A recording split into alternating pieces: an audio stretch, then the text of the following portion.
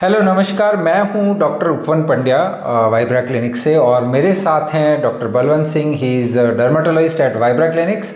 और आज हम लोग बात करने वाले हैं एक ऐसे टॉपिक पर, एक ऐसी समस्या पर स्किन की जो बहुत ही कॉमन प्रॉब्लम है और उसका लंबे टाइम तक निदान उपलब्ध नहीं हो पाता है या रिलीफ नहीं मिलता है पेशेंट को। और ऐसा क्यों होता है, क्या ये बीमारी है, सब अपन जानेंगे। तो आज मैं आपसे एक बात करना चाहूँगा एक्जिमा के लिए। एक्जिमा एक ऐसी प्रॉब्लम है जिसमें पेशेंट को खुजली होती रहती है, उसको कई बार नींद तक नहीं आती है और इतनी समस्या होती है। तो मैं ये जानना चाह रहा हूँ कि कई लोगों के क्वेश्चन होते हैं कि ये समस्या उन्हीं के साथ क्यों है, दूसरे लोगों के साथ क्यों नहीं। सर एक्चुअली अगर मैं एक्जिमा को थोड़ा एलोबरेट करके बताऊं, राइट। तो एक्जिमा दो तरीके की होती है। एक होती है एक्सोजिनस, एक होती है एंडोजिनस। एक्सोजिनस मीन्स इसमें जो मेन ट्रिगर है वो आपका इन्वायरमेंट से है, कुछ भी हो सकता है, कोई केमिकल हो सकता है, कोई एलर्जन हो सकता है। और दूसरा आपका है एंडोजिनस। एंडोजिनस के अंदर यानी शरीर के अंदर का। हाँ, यस, राइट। अंदर ही आपका एलर्जन है। तो अगर कोई पेशेंट हमें कहता है कि सर मुझे ही क्यों हो रहा है, तो इनमें से वो किसी न किसी स्पेक्ट्रम में पेशेंट है। फॉर एग्जाम्पल अगर मैं बोलूँ कि एक्सोजिनस एलर्जी के चूंकि ज्यादा कॉमन केसेस होते हैं, तो फॉर एग्जाम्पल कोई फैक्ट्री वर्कर है या सीमेंट वर्कर है, अगर वो रेगुलरली एक्सपोज हो रहा है, तो पहले क्या होता है, जैसे अपने प्रोटेक्टिव लेयर होती है स्किन की, बैरियर, स्किन बैरियर, तो सबसे पहले बैरियर डिसरप्शन होगा धीरे धीरे। इसके बाद में धीरे धीरे एलर्जन अंदर जाएंगे। जब एलर्जन एक बार अंदर चला जाएगा तो लोकल इम्यूनिटी होगी, उसकी वजह से उसको एक्जिमा होगी। तो ये जरूरी नहीं कि आपकी इम्यूनिटी ही बेसिकली आप कह रहे हैं कि उसको एक्जिमा करवा रही है। राइट, जी बिल्कुल। तो यही एक कारण है कि उस पेशेंट में हुआ, क्यों? क्योंकि वो पोटेंशियल ट्रिगर जो है उनके एक्सपोजर उसका ज्यादा है, उस पेशेंट्स का। राइट जी। तो ये तो बात हुई कि मुझे ही क्यों और लोगों को क्यों नहीं हो रहा है। एक और कॉमन समस्या है इस एक्जिमा के साथ कि जो लोग किसी फैक्ट्री में काम करते हैं, मान लीजिए सीमेंट फैक्ट्री में काम करते हैं या कोई और ऐसी फैक्ट्री जहाँ एक पर्टिकुलर केमिकल होता है जिससे लंबे टाइम तक वो हैंडलिंग करते आए हैं, तो उन लोगों का ये कहना होता है कि भाई कई सालों से मैं इसमें काम कर रहा हूँ जी, तो अब जाके मुझे ये प्रॉब्लम क्यों है, इतने सालों तक तो हुई नहीं मुझे ये प्रॉब्लम। सर तो अगर ऐसे पेशेंट्स होते हैं तो हम उनको इस तरीके से गाइड करते हैं कि लंबा एक्सपोजर उसका रहा है, बट ये जरूरी नहीं कि उसने आज ही काम किया है या आज ही उसका एक्सपोजर और उसको आज ही एलर्जी है, क्योंकि जैसा आपने पहले बताया कि अपनी लोकल इम्यूनिटी है। करेक्ट। तो पहले क्या होता है, आपका बैरियर जो है वो फिनिश होना शुरू होता है, एलर्जन धीरे धीरे अंदर जाना शुरू होता है। जब लोकल इम्यूनो रेस्पॉन्स होता है उसके बाद में एलर्जी ट्रिगर होती है, ये एक सेंसिटाइजेशन फेज होती है। ओके, तो बेसिकली आपकी स्किन वो जो एलर्जेंस हैं उससे सेंसिटाइज होती जा रही है धीरे धीरे धीरे धीरे over the period of years. एक पॉइंट ऐसा आएगा कि अब आपकी बॉडी सेंसिटाइज हो गई, इसके बाद अगर फर्दर एक्सपोजर होता है तो धीरे धीरे आपको वो एलर्जी की तरह एक्जिमा है, खुजली है, वो तब होएगा। तो जरूरी नहीं कि 10 साल में होगा, 5 साल में होगा, 1 महीना में, किसी भी समय हो सकता है। आपकी जो लोकल बॉडी की इम्यूनिटी उस पर निर्भर करने वाली चीज़ है।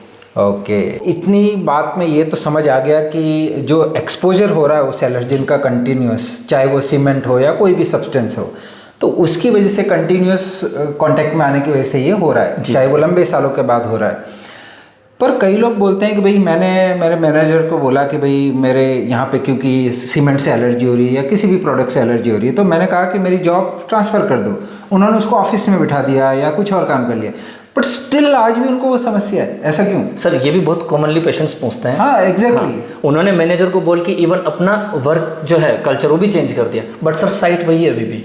हम पेशेंट्स जहाँ पे वो काम कर रहे हैं, यानी वो जो सीमेंट फैक्ट्री वो वही की वही है, तो कहीं ना कहीं उसका थोड़ा बहुत लिटिल एक्सपोजर तो है। तो सर इसमें यही होता है एलर्जिक कॉन्टैक्ट डर्मेटाइटिस में कि जब तक नहीं हो रहा तब तक नहीं हो रहा। एक बार अगर सेंसिटाइज हो गई, एक बार एक्जिमा आ गई, तो डजंट मैटर, इवन छोटी सी क्वांटिटी भी आपको वापस ट्रिगर कर सकती है। Correct, definitely. तो इसका मतलब वो जो कण है, जो सीमेंट के या और भी दूसरे जो कण है, वो उस एनवायरनमेंट में विद्यमान है, और क्योंकि वो विद्यमान है तो वो कांटेक्ट करेंगे ही करेंगे स्किन पे, और वो क्योंकि सेंसिटाइज हो चुका है और वो कण आ रहा है वापस, तो वो होगा ही होगा, चाहे उसकी क्वांटिटी कम ही क्यों ना हो। इवन सर हम तो किसी पेशेंट्स, बहुत सारे पेशेंट्स को हम पूछ भी लेते हैं कि चलो आप ऑफिस वर्क कर रहे हैं, पर कभी ना कभी तो सीमेंट में, क्योंकि नहीं सर कभी कभार हो सकता है कि थोड़ा ये कर दिया वो कर दिया, थोड़ा बहुत करते, थोड़ा बहुत बाहर निकल गए कुछ, वही 2-3 मिनट ही उनको वापस एक्सपोजर देते हैं। राइट। तो ये तो हो गया कि भाई छोटा सा एक कण है वो भी मतलब असर कर सकता है, आप उसी एनवायरनमेंट में है तो। लेकिन कई लोग कहते हैं कि चलो हमने उसके बाद भी ट्रीटमेंट भी लिया और कई सालों तक ट्रीटमेंट लिया, कई सारे डॉक्टर्स को विजिट किया, उन्होंने अलग अलग मेडिसिन लिखी और हमने सारी ली, अब तो दवाइयाँ भी असर नहीं कर रही, या यूँ मान लीजिए कि दवाइयाँ लेते हैं लेकिन उतना रिलीफ नहीं मिलता। ऐसा क्यों? सर एग्जैक्टली कुछ पेशेंट्स जब हमारे पास आते हैं तो ये ज़्यादातर डॉक्टर्स को नहीं, ये ओवर द काउंटर ड्रग ले लेते हैं क्योंकि ड्रग ऑफ चॉइस तो स्टेरॉइड है। ये तो बहुत कॉमन है, मैंने देखा है वो ट्रिपल कॉम्बिनेशन और ये तो बहुत कॉमन है। इवन क्वाड्रिपल वाले वो क्रीम्स आ गई हैं सर, 4 चीजें हो जाती है उसमें, एंटी फंगल हो गया, स्टेरॉइड हो गया, और क्या क्या था, आइसोट्रेटिनोइन होता है, पता नहीं किस, और अब तो बल्कि 5 कॉम्बिनेशन आगे, और पता ही नहीं है कि कौन सा मेडिसिन उन 4-5 में से किस चीज को टारगेट कर रहा है, पता ही नहीं है। बस उस एक साथ जैसे कि एक कॉकटेल बना दिया और उसको लगा दिया बस। ओवर द काउंटर पेशेंट जिसको प्रेफर करते हैं, ये गलत है। मतलब कुल मिला के बात यह है कि अगर आप over the counter directly medical store से जाके दवाई ले रहे हैं तो ये एक खतरनाक चीज़ साबित हो सकती है आपके लिए। सिर्फ एक्जिमा में ही नहीं है ये बात चाहे आप पिगमेंटेशन में ले लें, चाहे पिंपल्स में ले लें, चाहे आप और भी किसी कंडीशन में ले लें, ये बहुत कॉमन प्रैक्टिस है और लोग इससे अपनी स्किन को हमेशा के लिए ख़राब कर देते हैं कई बार। और सर इसके अलावा मैं व्यूअर्स को ये भी बताना चाहूँगा कि टेकीफाइलेक्सिस होती है।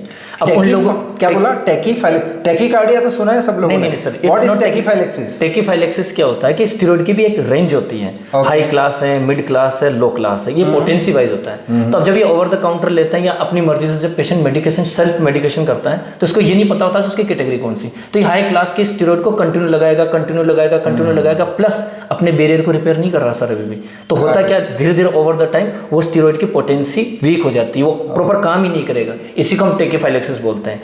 तो हम डर्मेटोलॉजिस्ट क्या करते हैं कि ट्रीटमेंट मॉडिफाई करते हैं, हाई क्लास देंगे, कभी मिड क्लास देंगे, लो क्लास देंगे, पर साथ में बैरियर जरूर रिपेयर करेंगे ताकि उनको बैरियर रिपेयर। अब बैरियर रिपेयर पे आते हैं। स्किन का बैरियर होता है वो बेसिकली आपको बाहरी जो भी एलिमेंट्स होते हैं, जैसे वायरसेस हैं, बैक्टीरियाज हैं या कोई भी एलर्जेंस हैं, उनको अंदर जाने से रोकता है और ये बहुत ज़रूरी होता है। एजिंग के साथ भी मैंने सुना है स्किन का बैरियर खत्म होता है, मतलब वीक हो जाता है, फोटो एक्सपोजर, राइट? तो फोटो एक्सपोजर से और एजिंग के साथ भी आपका बैरियर डैमेज होता है और इसके लिए हम मॉइस्चराइजर्स भी साथ में देते हैं कई बार, राइट? जी बिल्कुल बिल्कुल, और जिसमें सेरामाइड्स वगैरह होते हैं। Yes right.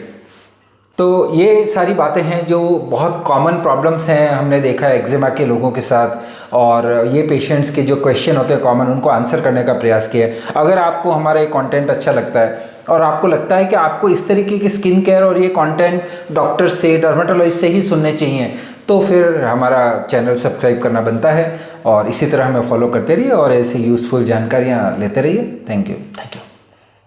अब सर एक इसमें डाल देते हैं, अगर आपको कहीं भी अगले वीडियो में हम जानेंगे कि एक्जिमा के क्या अलग अलग प्रकार होते हैं, उनसे कैसे बचा जा सकता है और उनका ट्रीटमेंट किस तरीके से किया जाना चाहिए। Thank you very much. Support करते रहिए, फॉलो करते रहिए और लाइक और कमेंट ज़रूर करिए। Thank you.